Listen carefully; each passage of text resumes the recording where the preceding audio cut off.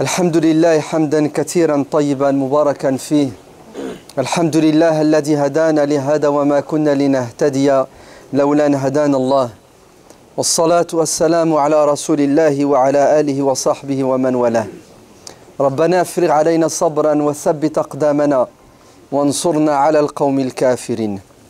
يقول الله عز وجل في سورة الأحزاب, Dieu dit dans la sourate les coalisés, من المؤمنين رجال صدقوا ما عاهدوا الله عليه فمنهم من قضى نحبه ومنهم من ينتظر وما بدلوا تبديلا. صدق الله العظيم. Il y a parmi les croyants certains qui ont laissé leur empreinte dans l'histoire. Oui, le musulman ne doit pas quitter cette vie d'ici-bas sans laisser des traces bien entendu positives. Rien de pire, si ce n'est que de vivre pour soi-même, pour la matière, prendre soin de son corps et oublier que le but, c'est de plaire à Dieu avant tout et de quitter cette vie d'ici-bas pour rejoindre l'éternité. Mais l'éternité n'est pas gratuite. Ala inna sil'atallahi ghaliya. Il y a un prix. Le prix, c'est quoi? C'est la droiture sur terre, al-istiqama. Et la droiture ne s'arrête pas aux actes rituels que l'on accomplit au quotidien, tels les prières, le jeûne. Notre religion a une dimension sociale, économique, politique. Oui, nous devons non pas penser à nous, à nos proches uniquement, mais penser à l'homme avec un grand H. Car Dieu nous a créés pour faire le bien. Et s'en sortira sur terre et dans l'au-delà ceux qui ont le souci de faire le bien. وَافْعَلُوا الْخَيْرَ لَعَلَّكُمْ تُفْلِحُونَ. Faites le bien si vous voulez réussir. L'égoïsme, c'est un péché qui mène, c'est un défaut qui mène à la défaite sur terre et dans l'au-delà. وَمَنْ يُقَّ شُحَّ نَفْسِهِ فَأُولَئِكَ هُمُ الْمُفْلِحُونَ. Et ceux qui vont faire un effort sur eux-mêmes pour passer de l'état égoïste à l'état altruiste, pour passer de la position, de la stature de celui qui est dans une routine infernale, le métro boulot dodo, qui pense à son bien-être, à celui de ses proches, celui qui arrive à passer de l'égoïsme à l'altruisme réussira. Dieu dit dans le Coran. Ainsi l'échec, il est dans le fait de ne penser qu'à soi-même, à sa propre réussite. C'est pour cela, dans ce verset, Dieu dit, parmi les croyants, dans la communauté musulmane, il y a des individus, des hommes et des femmes, qui ont un statut spécial aux yeux de Dieu. Min al-mu'minina rijalun sadaqu ma ahadullah alayh. Ils se sont engagés, ils ont signé, ils ont fait un contrat avec Dieu. Pas le contrat du commun des croyants, c'est-à-dire faire les prières, ne pas consommer ce que Dieu a interdit. Non, non, non, ça c'est le SMIC. C'est ce qui est demandé à tout le monde. Mais il est demandé à certains, parmi nous, d'être au-dessus de la mêlée. Comme Dieu dit dans le Coran, d'être des hommes. Qu'est-ce un homme si ce n'est quelqu'un qui s'engage et qui va jusqu'au bout de son engagement? Ainsi, Dieu nous demande de nous engager. De nous engager pour être au service de l'humanité tout entière. Et c'est ce qu'ont fait les Sahaba. Qu'est-ce qui les distingue de nous à votre avis? Leur prière, ma main coupée, qu'il y a parmi nous des gens qui prient plus que les compagnons. Qu'il y a parmi nous des gens qui jeûnent plus que les compagnons. Qu'il y a parmi nous des gens sans doute qui donnent plus au niveau argent que les compagnons. Mais où trouver ces gens qui ressemblent aux Sahaba dans cette particularité? Les Sahaba ont fait des sacrifices pour que les autres puissent vivre heureux sur terre et dans l'au-delà. Ils se sont privés pour donner. Dieu dit à plusieurs reprises dans le Coran. Ce sont des muhajirun, des gens qui ont quitté, qui ont abandonné tout ce qui est futile. Ma main coupée, si un compagnon ressuscité aujourd'hui, il n'ouvrirait pas la télé. pour regarder des films, des matchs de foot, des émissions de télé-réalité. Il passerait même pas son temps à zapper pour chercher à regarder quelque chose pour combler le temps vide qu'il a. Parce que les sahaba n'avaient pas de temps mort et de temps vide. Ma main coupée, si les compagnons ressuscitaient aujourd'hui, ils iraient faire leurs courses en même pas 10 minutes. Pourquoi? Parce qu'ils n'ont pas de temps à perdre, à glaner, à faire les 100 pas. Ma main coupée, si les sahaba étaient parmi nous aujourd'hui, ils ne passeraient pas des heures au téléphone. Alors je ne vous parle pas de passer des heures au téléphone à faire des péchés, mais à parler de choses qui n'ont ni queue ni tête, qui n'ont pas de sens. Les sahaba, leur préoccupation, vous savez, c'était quoi?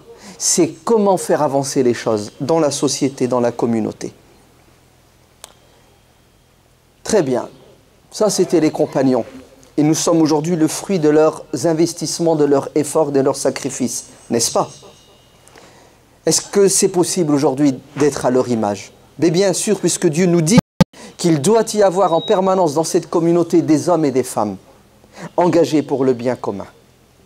Et je vais vous parler d'un homme qui s'est engagé et il n'est pas né musulman, il s'est converti à l'islam à l'âge de 29 ans.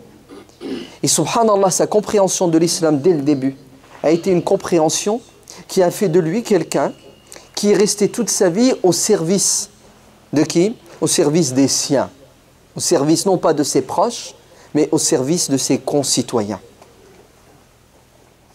D'ailleurs, si vous allez dans sa ville natale, où il est mort, où il est enterré, vous allez voir qu'aujourd'hui, il y a un collège qui porte son nom, une rue qui porte son nom.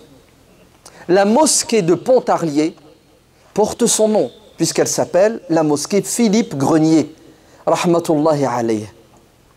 Il est né, à l'âge de 6 ans, il est devenu orphelin, il a fait des études de médecine, il est devenu médecin, et à l'âge de 29 ans, il s'est converti à l'islam. Il est allé rendre visite à son frère à Blida, en Algérie, au sud d'Alger. Et après plusieurs allers-retours en Algérie, il a été touché et impressionné. Par quoi? Par l'islam, par les musulmans. Et à 29 ans, il a décidé de se convertir, alors que se convertir à l'époque, ce n'était pas évident. Pourquoi? Parce que les musulmans étaient colonisés. Et généralement, quelqu'un de civilisé ne suit pas quelqu'un qui ne l'est pas. Bon, on ne discute pas de ce que c'est que la civilisation, où elle commence, où elle s'arrête, mais c'est comme ça que les gens pensent. Le supérieur ne suit pas l'inférieur. 1830, l'Algérie, 1850, c'est la pauvreté partout, c'est le désordre. Bon, c'est vrai que Napoléon et la colonisation française ont participé ou sont venus accentuer ce désordre. Je ferme la parenthèse, ce n'est pas le sujet. Ce qui importe, c'est que Philippe Grenier est touché par le mode de vie des musulmans et il va se mettre à étudier le Coran et il est convaincu, il devient musulman, bien qu'il soit né dans une famille très catholique, très pratiquante. Mais c'est vrai qu'il n'y a pas beaucoup de différence entre le catholicisme et l'islam dans ses piliers, dans ses fondements qui sont clairs et évidents. Est-ce que Philippe Grenier, quand il s'est converti à l'islam, il a fait la hijra? Est-ce qu'il est parti, il a quitté Pontarlier, le Doubs, la France? Est-ce qu'il s'est dit que je suis dans un pays qui n'est pas musulman? Pire, je suis dans un pays qui colonise une partie du monde musulman, notamment l'Algérie. Et vous savez quels sont les massacres qui ont été commis dans ces années-là? Est-ce que Philippe Grenier s'est enfermé dans un couvent, une zaouïa? Non. Vous savez qu'est-ce qu'a fait Philippe Grenier? Il a continué à être un médecin, si bien qu'il a fini par être appelé le médecin des pauvres. Car il soignait fi sabilillah les pauvres. Vous entendez? Il avait son cabinet médical, et quand quelqu'un venait et qui n'avait pas les moyens de payer, Philippe Grenier le soignait, il lui donnait même les médicaments. Et bien entendu, il ne lui demandait pas sa religion. Et il ne faisait pas de pression sur les personnes. On a fini par le nommer le médecin des pauvres. Et il est mort en 1944, rahimahullah. Mais ce qui est extraordinaire avec cet homme, c'est qu'il a tout de suite compris qu'il pourrait et qu'il doit être encore beaucoup plus utile pour son peuple, et que pour cela se fasse, il fallait qu'il ait un statut, il fallait qu'il ait les moyens. C'est pour ça en 1896 Philippe, rahimahullah, décide de devenir député. Et vous savez ce que c'est qu'être député? Ben, c'est être choisi, désigné par la majorité des gens de sa circonscription, le Doubs, lui, en l'occurrence, pour être à leur service. Car un homme politique, sa vocation, c'est d'être au service des gens. Et non pas se servir des gens pour avoir un poste, pour s'enrichir, pour la gloriole. Non. Il était sincère dans son engagement, et il va se présenter, et les gens vont le choisir et voter pour lui. Et il devient le premier député musulman de France et de Navarre. Vous vous rendez compte? Personne ne l'a empêché d'être député. Et pourquoi est-ce que son peuple l'a choisi alors qu'il est musulman? Et Philippe Grenier, quand il s'est converti à l'islam, c'était son niveau de connaissance et de science, ou c'est un choix personnel, a confondu l'islam avec la culture arabe, berbère, la culture maghrébine, algérienne. Il a tout de suite arboré la tenue vestimentaire des Algériens. Ainsi, il se baladait avec une djellaba et un bournous, et coiffé d'un turban. À Pontarlier. Toute sa vie, il s'est habillé comme les Arabes d'Algérie. Parce que pour lui, l'islam implique automatiquement l'intégration de la culture de ceux qui portaient l'islam pour lui, c'est-à-dire les Arabes. Alors que ce n'est pas vrai. Chaque peuple a sa culture. Chaque peuple a ses us et ses coutumes. Et nous n'avons pas à nous habiller comme les Malaisiens, ou à nous habiller comme les Afghans, ou comme les Sénégalais, ou comme les Algériens. Nous sommes Français, on s'habille comme on s'habille en France, dans les limites de la charia, c'est-à-dire du haram. Malgré cette tenue vestimentaire qui va en choquer plus d'un et qui va être utilisée par certains journalistes malhonnêtes, c'est bon, l'histoire se répète, qui vont le tourner en dérision et se moquer de lui, mais il est tellement proche des gens et les gens l'aiment tellement qu'il est choisi comme député. Il va se retrouver à Paris à l'Assemblée nationale. Et bien entendu, tout le temps qu'il restera député, il va faire un effort, un djihad, pour améliorer le quotidien de ses concitoyens. Bien entendu, il fait le maximum, mais Philippe Grenier reste un homme. Et surtout un homme qui est seul, qui a compris la religion à la lumière de ses connaissances. Il n'est pas soutenu et aidé par ses frères musulmans, d'ailleurs, qui sont presque absents en métropole, et il va faire des erreurs. Mais n'ayez pas peur. Dieu le récompense malgré ses erreurs, car en islam, celui qui fait un effort pour atteindre le bien, la vérité, s'il réussit, Dieu le récompense doublement. Et s'il n'atteint pas l'objectif, Dieu le récompense quand même pour les efforts qu'il a faits. Vous avez vu que nous sommes tenus à quoi? À agir et non pas au résultat. Car si vous partez du principe que pour faire avancer les choses, il faut que vous ayez une garantie de résultat, c'est-à-dire si on fait ça à 100% on va réussir, ben vous ne ferez rien.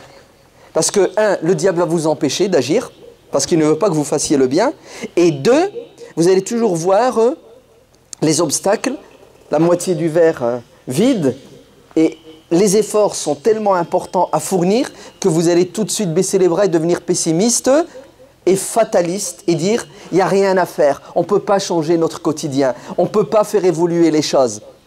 Non. Dieu nous dit « faites »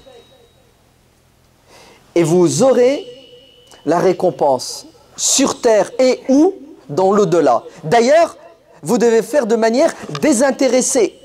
Même s'il n'y avait pas de récompense, il faudrait qu'on fasse le bien, car nous devons être à l'image de Dieu, Dieu qui donne sans rien attendre des êtres humains. La preuve, il donne même à ceux qui l'insultent. N'est-ce pas? Dieu donne à ceux qui l'insultent. Dieu a créé sa créature alors qu'il sait, et il leur a donné ce droit et ce pouvoir de le renier, de l'insulter. Et pourtant, Dieu donne la vie. Pourquoi, à votre avis? Parce que Dieu est généreux par essence. C'est sa miséricorde et sa bonté. Et nous devons être à l'image de Dieu. On ne doit pas attendre le résultat, sinon il peut y avoir des déceptions, de la fatigue, donc de la démission, et encore moins attendre la récompense et le salaire des êtres humains. Sinon, vous allez être aussi déçus. Alors, Philippe, rahimahullah, fait le maximum. Il va faire des erreurs, si bien qu'il va perdre les élections suivantes. Et il ne sera plus député, mais ça n'empêchera pas de continuer son travail de proximité.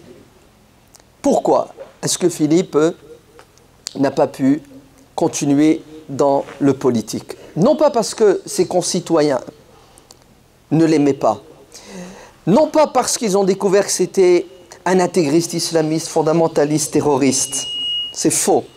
Le musulman est quelqu'un qui croit sincèrement que les êtres humains ont été créés par Dieu pour vivre ensemble, s'entraider pour le bien commun, et que le jugement ne se fera pas sur terre mais dans l'au-delà, et que c'est Dieu qui donne et c'est Dieu qui prive.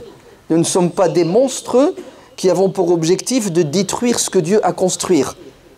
Ainsi, écoutez bien, si Philippe a échoué, ce n'est pas parce que les électeurs pensaient que c'était un intégriste islamiste ou qui ne leur voulait pas le bien.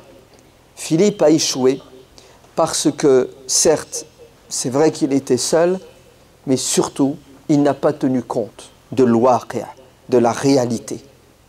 C'était un idéaliste.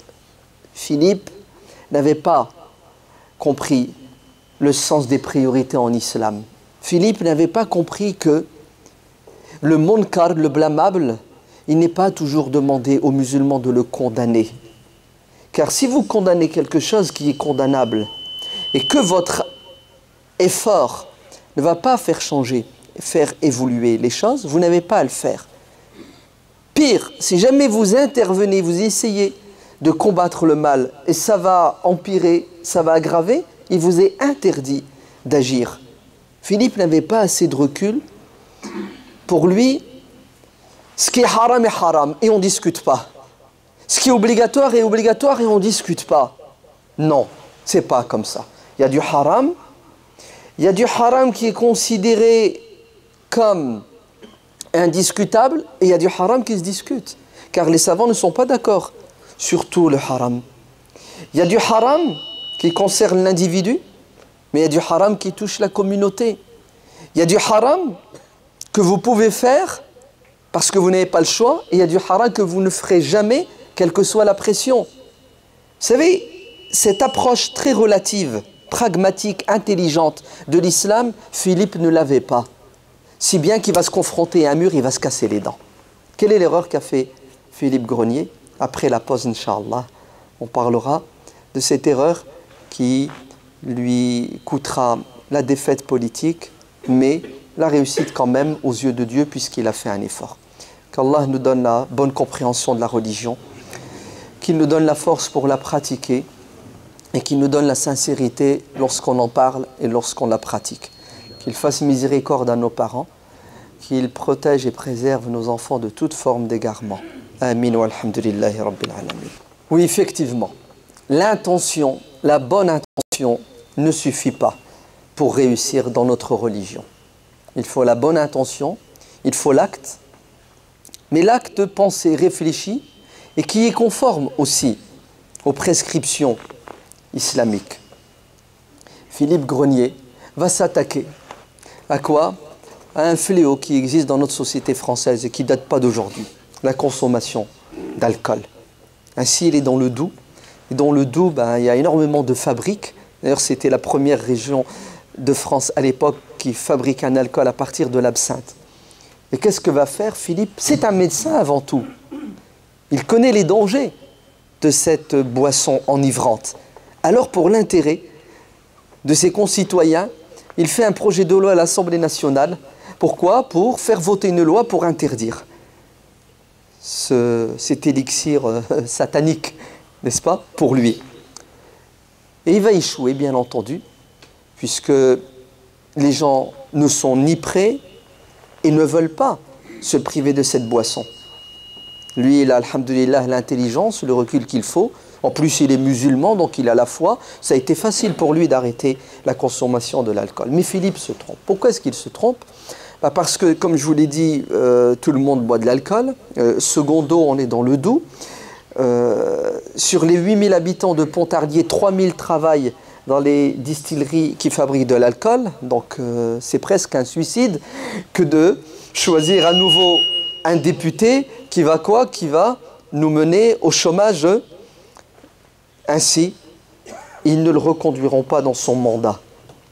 Et Philippe s'est trompé. Pourquoi est-ce qu'il s'est trompé? Il s'est trompé parce que ce qui est haram pour nous musulmans ne l'est pas toujours pour celui qui n'est pas musulman. Ainsi, les musulmans sont invités à pratiquer la religion musulmane. Quant aux non-musulmans, il ne leur est pas demandé de respecter les principes et les préceptes de l'islam. Vous vous trompez. L'islam est une religion d'ouverture et de tolérance. Vous ne devez pas être choqué, ni perturbé, ni déstabilisé par quelqu'un qui n'est pas musulman lorsqu'il boit de l'alcool. Pourquoi? Parce que pour lui, ce n'est pas haram. Il ne commet pas de péché. Les savants sont d'accord sur une règle. Laysa ba'da al-kufri min dhanb. C'est-à-dire celui qui n'est pas musulman n'est pas tenu de respecter l'islam. Celui qui est musulman et qui n'obéit pas à Dieu commet un péché. Celui qui n'est pas musulman ne désobéit pas à Dieu lorsqu'il ne respecte pas les préceptes de l'islam. D'ailleurs, Dieu ne jugera pas le non-musulman parce qu'il a bu un verre d'alcool, puisqu'il n'est pas tenu de ne pas boire de l'alcool puisqu'il n'est pas musulman. Regardez, le grand calife Omar ibn Abdel Aziz, rahimahullah, le 5e calife pieux orthodoxe, l'arrière-petit-fils de Omar ibn al-Khattab, qui devient calife en l'an 99 de l'Hégire jusqu'à 101. Il sera assassiné par ses proches. Le calife soulève une problématique, une question. Et il écrit à son frère, son ami, qui s'appelle Hassan al-Basri, qui est le savant de référence à l'époque, dans le fond et dans la forme. Et regardez ce qu'il lui dit. Il lui dit, « Ya Aba Saïd, comment les califes pieux, Abu Bakr, Omar, Othman et Ali, ont-ils fait pour autoriser aux non-musulmans, donc les juifs, les chrétiens, les mages, les zoroastriens, qui vivaient parmi les musulmans, comment est-ce que ces califes leur ont autorisé de pratiquer leurs lois qui sont en contradiction flagrante avec l'islam? Allez, comment est-ce que Abu Bakr, Omar, Othman et Ali ont laissé faire les mages épouser leur sœur, leur mère? Chez les mages, c'est pas haram d'épouser sa mère, sa fille, sa sœur. L'inceste n'est pas haram chez eux, dans leur croyance. Omar dit non. Moi, je suis pour interdire l'inceste, non pas chez les musulmans, puisque c'est déjà haram, mais chez les zoroastriens. Réponse de Hassan al-Basri, radiyallahu anhu. Est-ce que vous croyez que Hassan al-Basri lui dit « Vas-y, fais une loi et on va leur imposer notre morale, notre éthique, nos limites ?» Réponse de Hassan al-Basri, qui est un maître. C'est ce qu'il dit à Omar ibn Abdel Aziz. « Bihada umiru » C'est ce qui leur a été demandé de faire par Dieu et son prophète. C'est ça l'islam. L'islam, vous savez, c'est quoi? C'est tu n'es pas musulman, tu fais ce que tu veux de ta vie. Ça ne me regarde pas.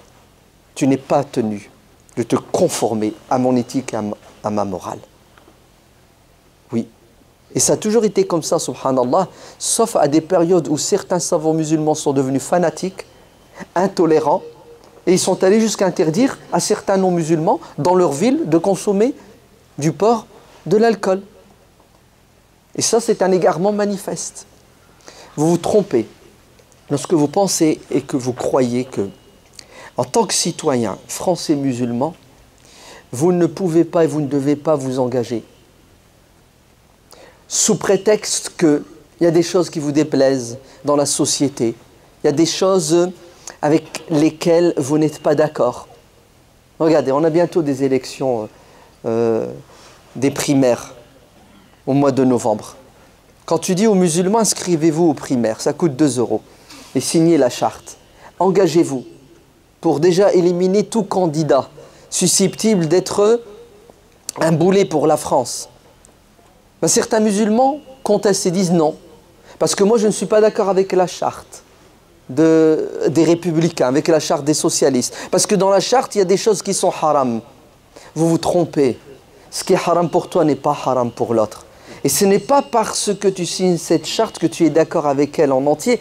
Au contraire, c'est parce que tu t'engages et tu es présent et tu es impliqué dans le processus politique que tu vas pouvoir rectifier, modifier. Mais si vous entrez en conflit avec la réalité, et si vous voulez imposer vos idées, les gens vont vous sanctionner. Et c'est ce qui est arrivé à Philippe Grenier. Il n'a pas eu ce recul et cette intelligence et ce discernement pour faire la distinction entre ce qu'il doit faire lui en tant que musulman.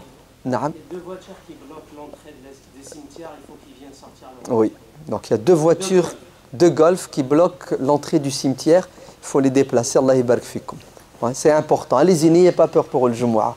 Ouais, ce qui compte, c'est l'intention.